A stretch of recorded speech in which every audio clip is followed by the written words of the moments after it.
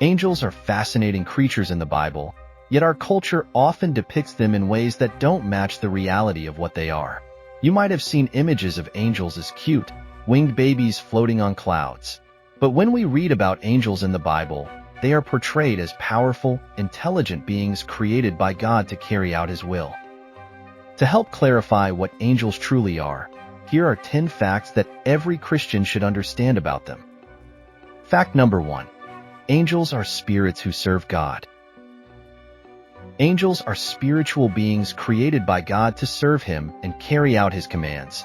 In Hebrews 1 verses 13 to 14, the author writes, "But to which of the angels has He ever said, 'Sit at my right hand, till I make your enemies your footstool'?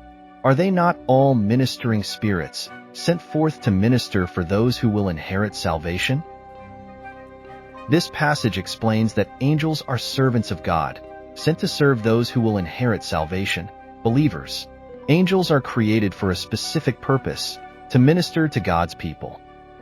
In Revelation 22 verse 9, the Apostle John encountered an angel and fell to worship him, but the angel stopped him, saying, "See that you do not do that. I am your fellow servant, and of your brethren the prophets, and of those who keep the words of this book. Worship God."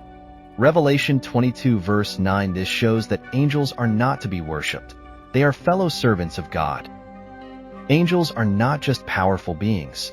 They are servants, carrying out God's commands. One example of how they serve is found in Daniel 10 verse 12, where an angel is sent to Daniel in response to his prayers. This illustrates how angels can act as messengers, answering prayers and delivering God's will to people. Fact number 2. Angels can be assigned specific tasks.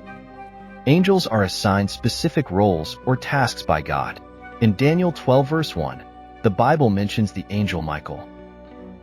"At that time Michael shall stand up, the great prince who stands watch over the sons of your people." Daniel 12 verse 1. Michael is given the role of watching over the people of Israel, which shows that angels can have specific responsibilities. Michael is often referred to as an archangel, and he plays a significant role in spiritual warfare and the protection of God's people.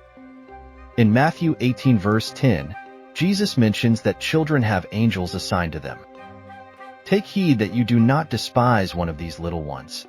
For I say to you that in heaven their angels always see the face of my Father who is in heaven." Matthew 18 verse 10. This verse suggests the idea of guardian angels, beings appointed to look after individuals, especially children. Angels can be given distinct tasks, whether to protect children, watch over nations, or deliver messages from God. Fact number 3. Angels can carry out the judgment of God. Angels also carry out God's judgment. In Revelation 16 verse 1, we read, "Then I heard a loud voice from the temple, saying to the 7 angels, 'Go and pour out the bowls of the wrath of God on the earth.'" Revelation 16 verse 1. This passage shows how angels are involved in bringing about God's judgment during the end times. These bowls of wrath represent the worst judgments for those who have rebelled against God. The judgments include severe punishments, such as plagues, the turning of water into blood, and the pouring out of scorching heat. Another example is found in Genesis 19, where angels carried out God's judgment on the cities of Sodom and Gomorrah. These angels were responsible for destroying the cities due to their wickedness, illustrating how angels serve as agents of God's judgment. Fact number 4. Angels are more powerful than people. Angels are incredibly powerful beings, much stronger than humans. In 2 Kings 19 verse 35, during the time of King Hezekiah, the Assyrians were threatening Israel. Hezekiah prayed to God, and in response, God sent one angel to defend Israel. The Bible records, "And it came to pass that night that the angel of the Lord went out and killed in the camp of the Assyrians 185,000. And when they arose early in the morning, there they were, all dead bodies." 2 Kings 19 verse 35. This verse shows the immense power of angels. One angel, in a single night, destroyed 185,000 trained soldiers. To put this in perspective, if the angel killed soldiers at a rate of 5 per second for 10 hours, it would still be astonishingly fast. The power of angels far exceeds human strength, and they are capable of feats beyond our comprehension. Fact number 5. Angels are terrifying. Despite their service to God and His people, angels are not always gentle or easy to approach.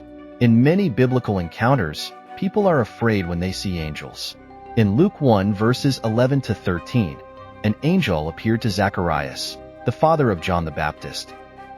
Then an angel of the Lord appeared to him, standing on the right side of the altar of incense. And when Zacharias saw him, he was troubled, and fear fell upon him. But the angel said to him, "Do not be afraid, Zacharias, for your prayer is heard." Luke 1 verses 11 to 13.